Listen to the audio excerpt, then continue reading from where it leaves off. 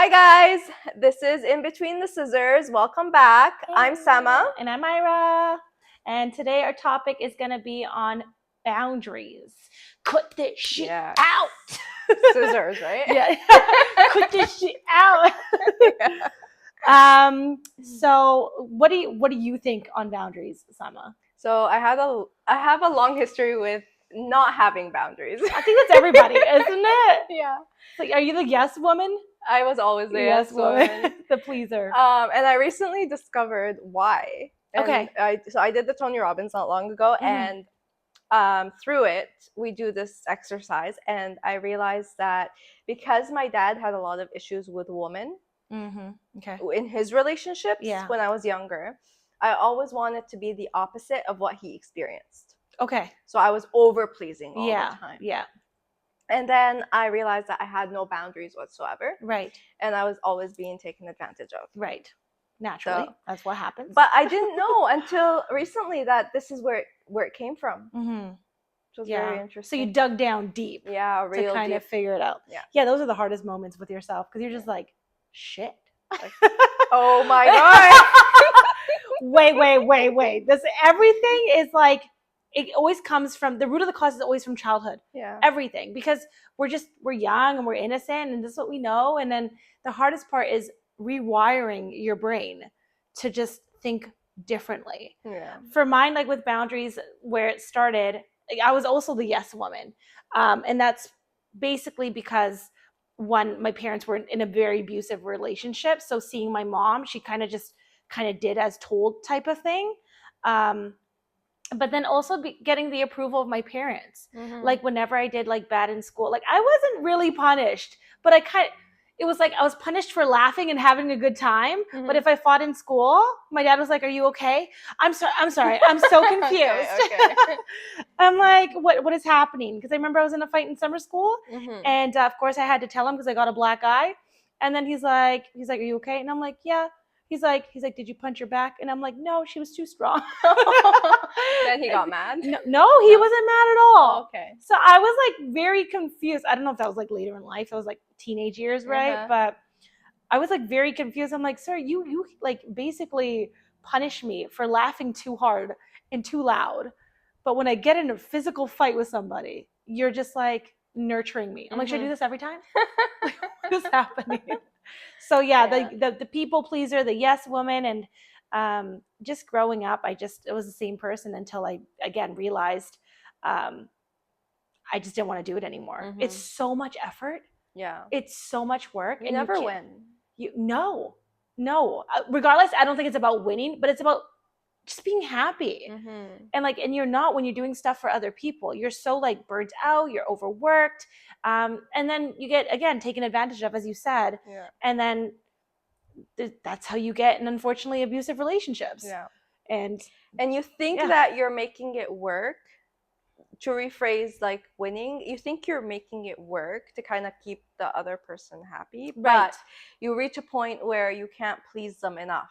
Because it becomes a norm. Yeah. It's no longer something that you're doing for them. It becomes something that you're expected to do. Right. No, that's fair. Yeah. It's very sad, to be fucking honest. Yeah. You were mentioning about a video that you saw on Danny's page. Yes. Yeah. I think she's a psychologist. Yeah. Do you want me to pull it up? Yeah, let's pull it up. Thing with boundaries. When you're someone who says yes when you want to say no, you are actually emotionally untrustworthy. And what you just described is that Jen is emotionally trustworthy because she will tell you the truth about what she thinks, how she feels, what she wants. You're not guessing. You're not like, I think she's happy. I can't tell. You know, it's funny. I'm going to tell you this little story real fast. This just happened last night. When we're sleeping, I get up and I get out of bed and I go use the restroom or whatever. And I guess I'm walking around without knowing it, like an elephant? Yeah, like an elephant, right? And she goes, "Babe, my mom even asked me, I bet Danny got up at around 2 and 4 o'clock. And then I go, "No, stop. I don't do that." She goes, "I'm telling you, you do." And so the next thing you know, I don't know what happened, but I was like, okay, I'm going to wake up tomorrow at 5:30. I'm going to go for a walk at 6. She literally said, "Okay, we're not going to do this." And I thought she meant, "You're not going to go for a walk." She's like, "We're not going to do this anymore because I cannot do this for the rest of my life." So every morning when you wake up to go for your walk, you're like a stomping elephant. And I'm giggling inside for 2 reasons. Number one, because she's probably right. But number two, because there was no shits given. She just told me exactly how it is. And I love it about her because you know what? I come from relationships in my past where I didn't feel safe enough in myself to speak the truth. So it's like by her speaking very direct truth, it gives me the freedom to do the same thing. Yes. And now there's no secrets. There's no thing unsaid. It's like we Being Love an it. open book with your partner Love is the it. best. Yeah, love it. Yeah. But it's hard because when the other person tells you the blunt truth, sometimes it comes across as rude. Mm-hmm. And Yeah. you're just like, hey, that was a little harsh. Yeah. I know I can take it, but shit, can you say it in a nicer way? Like, You get very defensive sometimes. yeah, I think that's just naturally going to happen. But yeah, he's right. like just being open, being blunt with somebody, just straightforward, because like then you can reciprocate it. Again, there's no secrets. There's There's no guessing. God, That it's guessing, great. that thing in your head that plays over and over. Oh, The it's anxiety. exhausting. I feel you. Yeah. I feel you. I've been in like so many relationships, and like I'm pretty straightforward now.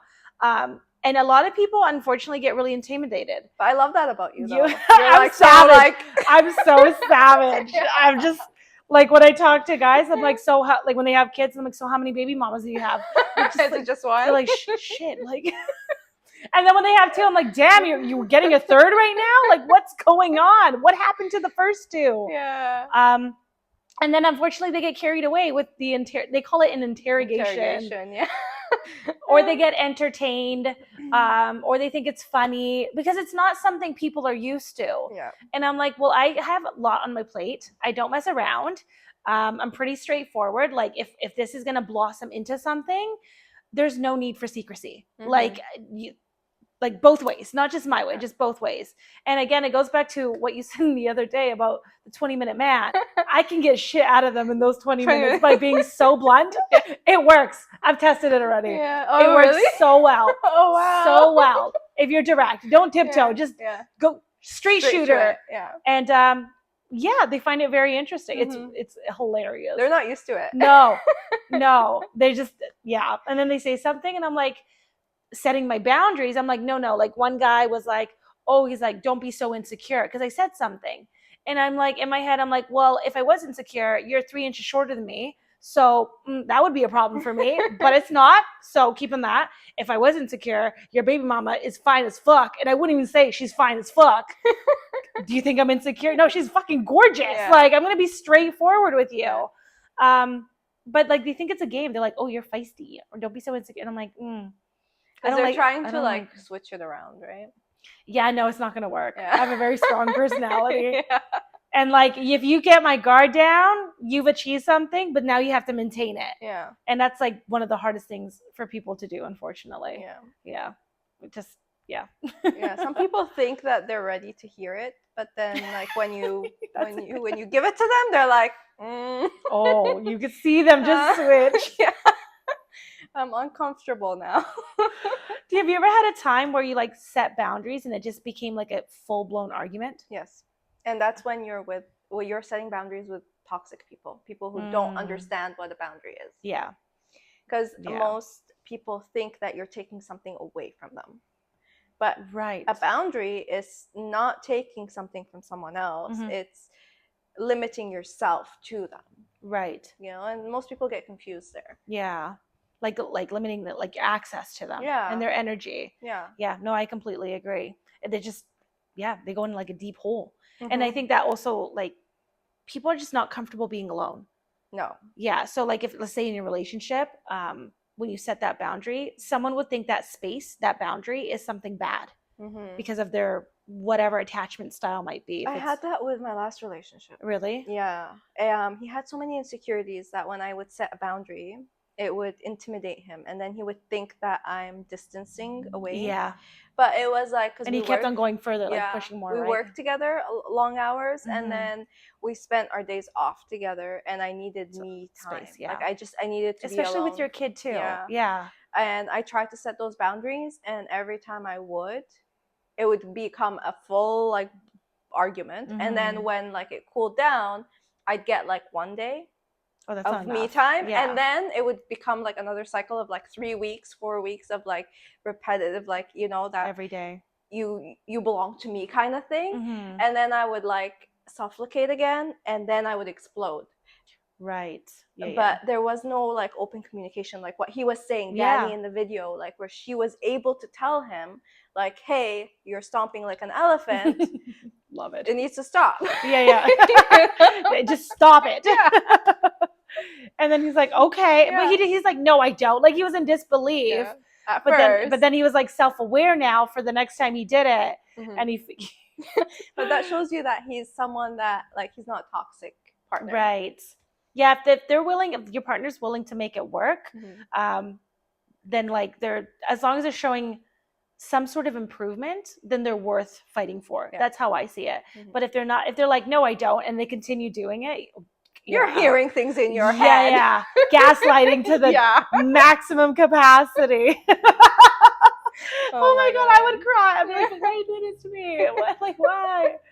Yeah, so with the attachment style, it just sounds like, wait, I have to ask, with the relationship, in the beginning, did you guys like the honeymoon phase, you know, when you saw each other consistently, were you guys seeing each other often, or did you have space right in the beginning as well? No, I had space because I was in school. Okay. So I had other things that I needed to get done. Right. But once that ended, it's like, oh, you have more free time now. Right.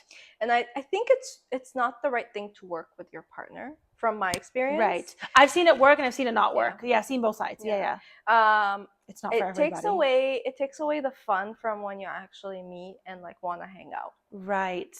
Because it's like, what do we talk about now? We've been in each other's faces for 10 hours. You just hold hands already. Just smile.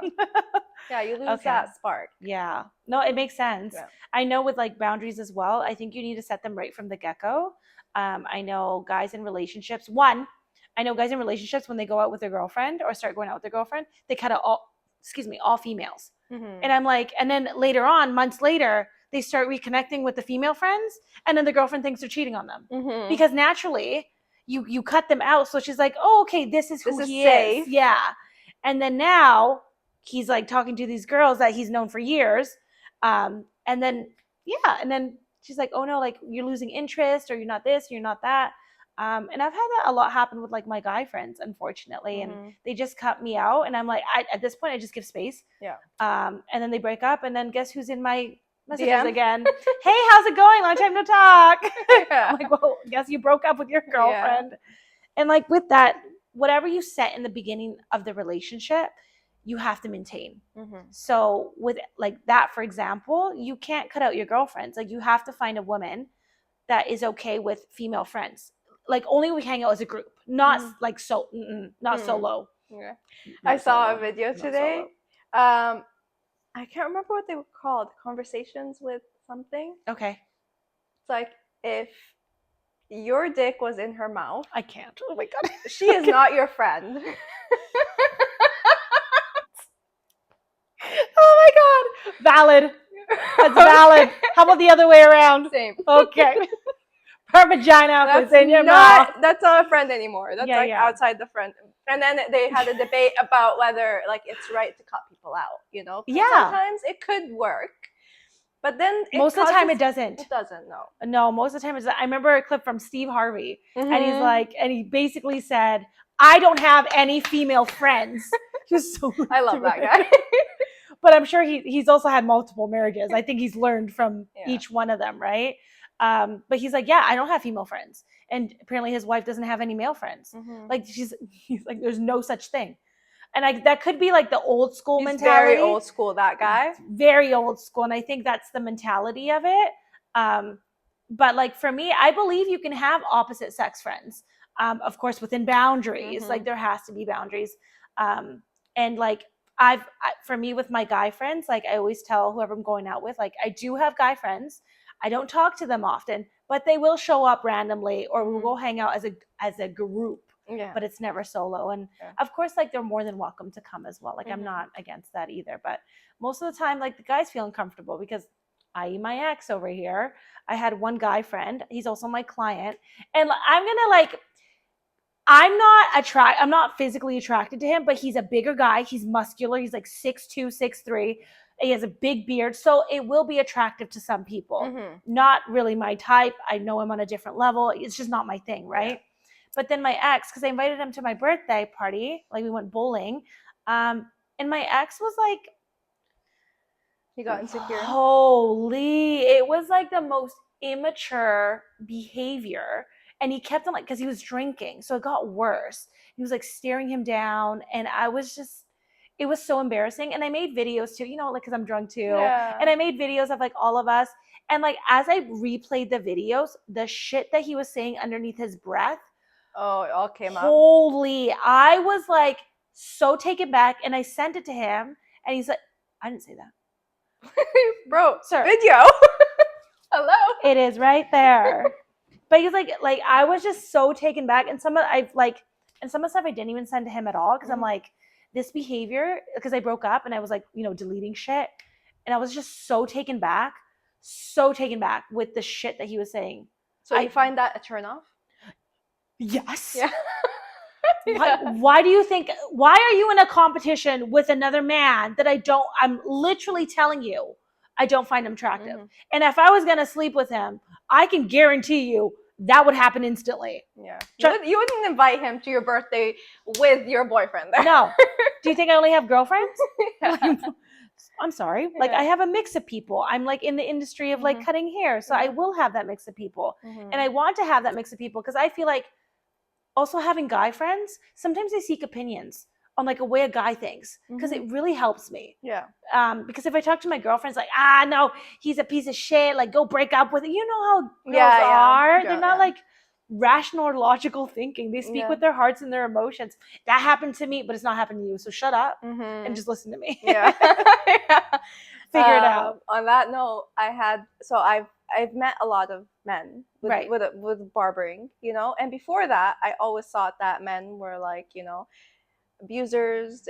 All they wanted was sex, and like, you know, the typical, because I only based it on my experience, right? And then when I started working in the field, and I met all these nice, like they're mature, guys and men, and I'm like, oh, okay, you know, like it opened up my eyes, because I didn't have many guy friends before, right? And some I learned a lot. Actually, really nice. I learned a lot. Although they're mostly taken, but that's why they're nice. They know their boundaries. They know when to like, okay, this is not happening, and we're just friends. Yeah. And then I would have a conversation with one of my girlfriends, and she'd always be like hating all the time. And I'm like, but I've met decent men. I know there are decent men out there. Yeah. But she wouldn't understand.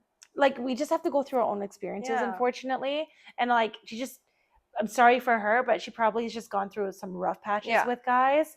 But that also, she has to be responsible of being aware of those red flags with the guys.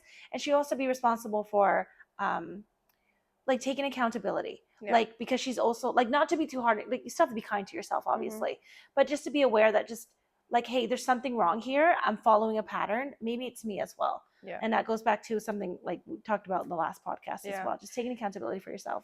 And also, like, when you set boundaries, you learn more. 100%. It's like all connected. And going on a trip by yourself. Oh, yeah. Yeah, you learn so much about yourself if you don't take a friend or a partner, because you don't have to. You literally like, what am I doing today? What do I want to do today? You know? Do I want to try something new, or go back to something that I like am comfortable and familiar with? But when you go on dates yourself, like I go to the Keg sometimes alone, and people like look at me. I just get the like pistachio salmon. Oh my god, it's so fucking good. It's so good. Have you tried their nachos? No. they're the best nachos in the world. Oh my god, you want to go to dinner after? Yeah. Let's go to the Keg.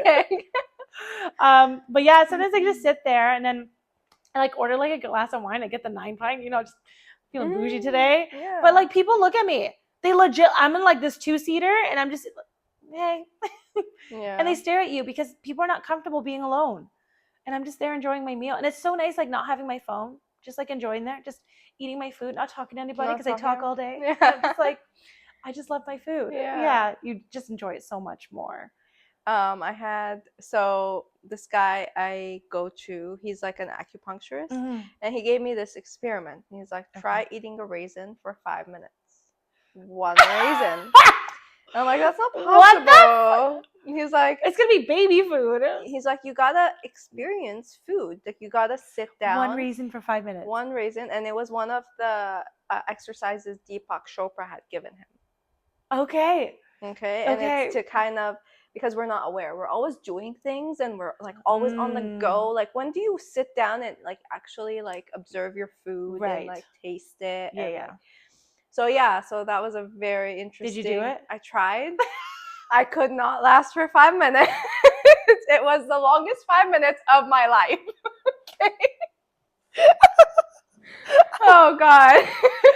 I'm gonna like try it now and record myself and do a time lapse, like just speed it up. Just can't swallow it.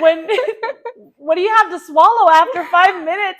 It's just there's nothing. It's dissolved already. Interesting.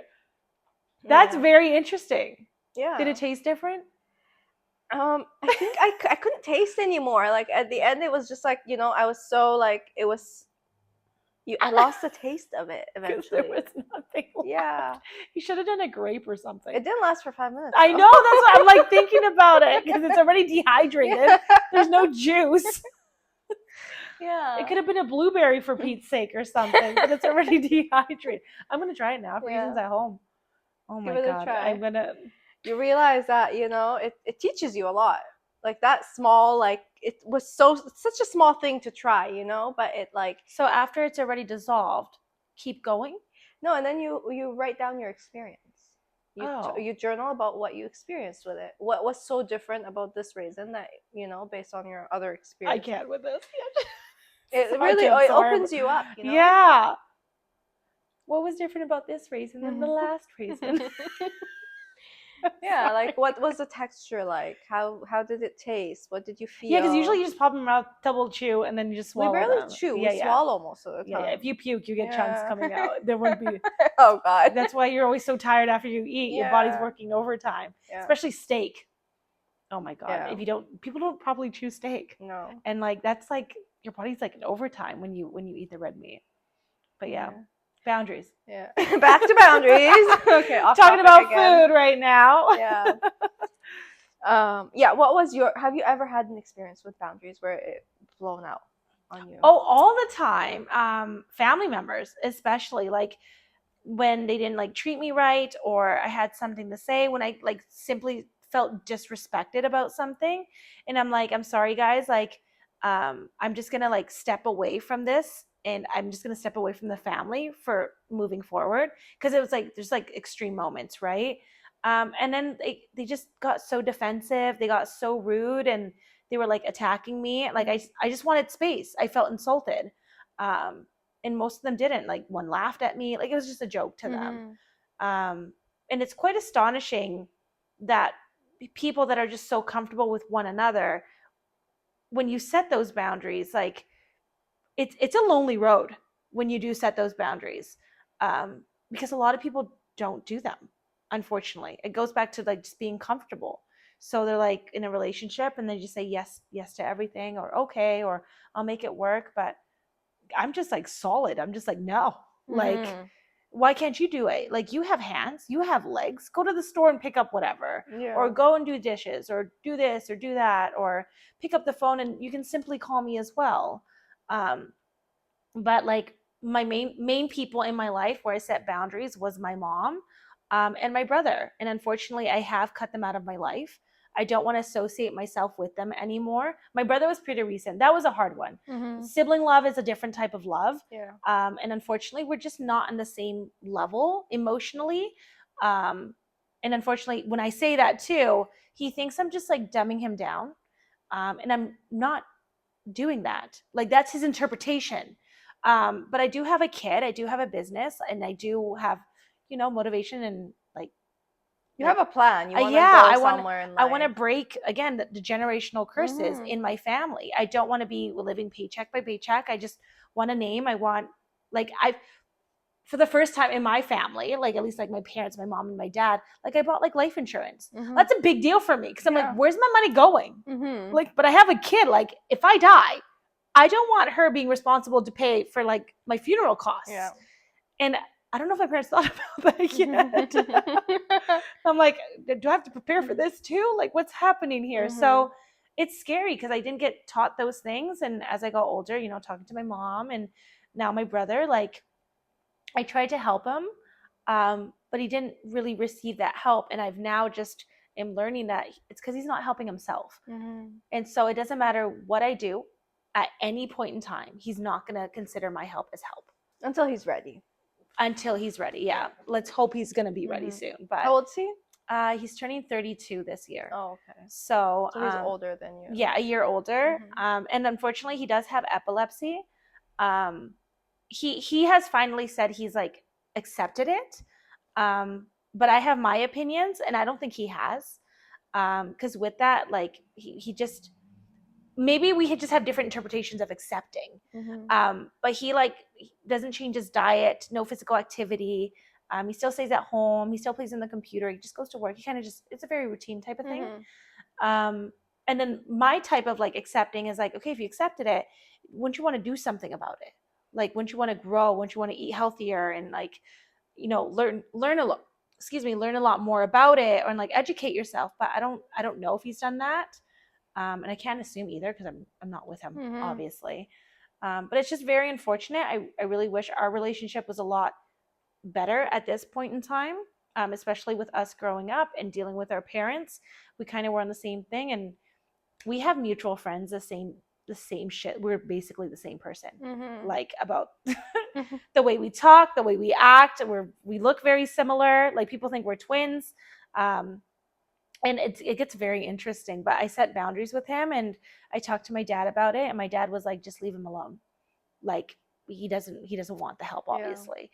And oh my God, that conversation was rough. I was like bawling my eyes out. And I'm like, Dad, this isn't fair. And he's like, you need to stop helping him. Like, leave him alone. So that was one of my hardest boundaries, next to like cutting off my mom. The family is like a different level of cutting off the boundaries. Yeah, I had a conversation today, and so I have trouble with my family, like most of them. I would say, because again, no boundaries, victim mentality, abusive, like all we talked about the last all one. The topics we've spoken about like exist in that dynamic. And someone was like, well, don't, like, it seems like you have a problem with all of them. Don't you think there's a pattern there? So I think it's you. Yeah. And okay. I'm like, oh, ew. Trying to break out of all of that, you know, like, and it's hard for someone who's like an outsider to understand that there could be many problems in 100%. one family, because some families don't have that, you know, and it's hard for someone who hasn't experienced that in their family to understand that, yes, one family can have 10,000 problems. It's not just one main problem. There's like multiple things, and of course, because you're so close together, it layers on, and it builds up over the years. And what I feel is that with your parents or your adult figures, when you're a child, when you grow, let's just say you become in your 30s, they're potentially in their 50s, maybe 60s, and they still look at you like a child. There's no like, you're an adult now, you have your own life, you have your own child. Like, there's not, oh, you'll never learn. And I'm like, no. I have been learning. It's just you still think I'm this 10-year-old, 5-year-old little girl. Yes. Also, there's one more thing to that. Is that, let's say your parents grew up and expanded in life to the level they got to. They're here, right? So when you grow up, this is your base. So when you grow up, you are going to end up somewhere here. So you actually evolve more than where they... Well, you plan to be, because some people don't. But even those who don't still evolve more than their family did. Why do you somehow say that? Like, even if it's not like big, like a lot of changes, there's still some changes where they will do a little better somehow. Okay. And that's why the generations kind of evolve with time, because your baseline is How here. can you explain like a rich family and a crack addict of a son? With that, because I'm like thinking of all aspects in life. With that, I think if you give anyone too much of anything, you ruin them. Overindulge. Okay. So that's like a different type of problem. That'll be a different topic. Yeah, that will be a different topic for sure. And I don't know why. I find people who come from less appreciate more. 100%. Yeah. Yeah. Here in Vancouver, we have a lot. Mm-hmm. And I think we're just very ungrateful. Like my parents, my dad is an immigrant. My mom is technically an immigrant. She was born in Spain. Okay, you guys are from Spain? My mom's from Spain and my dad's from El Salvador. Okay. So like I know my dad, he came here when he was like 17 or 18, but my mom was only 3 months. So she was like born and raised here, essentially. But my dad, like I can only, no, I can't even imagine what that man has gone through in a third world country. And even just this year, I just found out like actually recently in El Salvador, in a year, it's the first time in many fucking years that it's been a year since they've had 0 homicides. Oh, wow. They were the capital of homicides. Oh, wow. In 2015, they had over 6,000 homicides in a year. That's a lot. Yeah. And this is the first year, I think March 10th marked the day where, I think I read it right, where they had 0 homicides. Wow. And because of Nayib Bukele, where he's a new, I'm going to call him a leader. He's wiping out gang members. Oh my God. Like it's safe to go. Like I'm actually like, I'll go now. Like I'm not scared. Like I don't look like them. I'm kind of scared going, but because you get robbed on the bus, you can't wear any jewelry. No one's going to help you. If you wear like your earrings, if you wore them there potentially on the bus, someone could just stick you up and just ask you for it and no one will help you. They'll just look at you. Yeah. It's a scary, scary thought, but he's like, I think he built another big prison. He transferred all the severe gang members. Like, yeah. So like, again, like with immigrants and stuff, it just, yeah. It's just, back to that. Yeah. It's definitely different in those countries. Like when I went to Lebanon, there were times where there's no like hot water, no electricity. Things are a lot harder. Yeah. And like for electricity, you need to have 2 lines. You need an actual electricity line and then a generator. Yeah. Well, you were born there, right? I was born there, but we came here when I was like 9 months. Okay. So I didn't remember anything. Right. But I did live there for 7 years in my adulthood just to experience life. Yeah. And like the fact that you went there to experience it is, I needed to get the fuck away from my family. That was my escape. Fair. I needed to leave. Yeah. Okay. Yeah. Everyone thought I was insane. And you had family there? No. Oh, you just went there? I just went there. And the only reason I went there and nowhere else is because I spoke the language. And people there, they're very like connected and like they'll help, and it's easy to make connections and meet people. Right. So I was like, I might as well just go there. Also, you can live off like $300 or you can live off $3,000. So like, you can make things work. It's not like here. No. Yeah. Again, ungrateful. Yeah. And expensive. But then you learn to appreciate here because I know a lot of people don't understand the like privileges we do have. We have a lot. Yeah. Like even the fact that we have clean running water is, oh my God, people don't understand and they still complain about clean water. Oh, bottled water is better. You have clean running water. Why are we recycling more bottles here? Just get a filter for the tap. Just if that's what you want. Just, I know. It's like the littlest things. And then there's always people like, oh, we don't have enough stuff here to do. There's lots of stuff here to do. I hear, oh, I have nothing to do this weekend. Like there's nothing going on. And then there's like festivals and like food trucks and like events or like, but like, oh, it all costs money. Go to the park then. Have a picnic. Like, get a little bocce ball set or something. Just go outside and do something. But people are like, oh, I'm just going to stay home and watch TV. Sure. You're wasting a day regardless. And then when it rains, people are miserable. When it's too hot, people are miserable. Like there's always something to complain about. Always. Like, oh, like we just had like the rain just come down, like just a spree of rainy days. And then now the sun's here and everyone's like, oh, it's so hot. Like, and I'm just, weren't you just complaining that you wanted the sun? Here it is. Yeah. Enjoy it's nice. You just have to, you have to slow everything down. You just got to like tell yourself, you know what? I can't be in a rush today.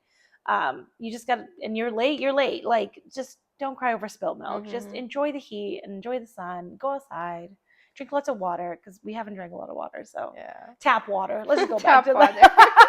You can also put some water in a glass bottle and put it under the moonlight and it will cleanse it.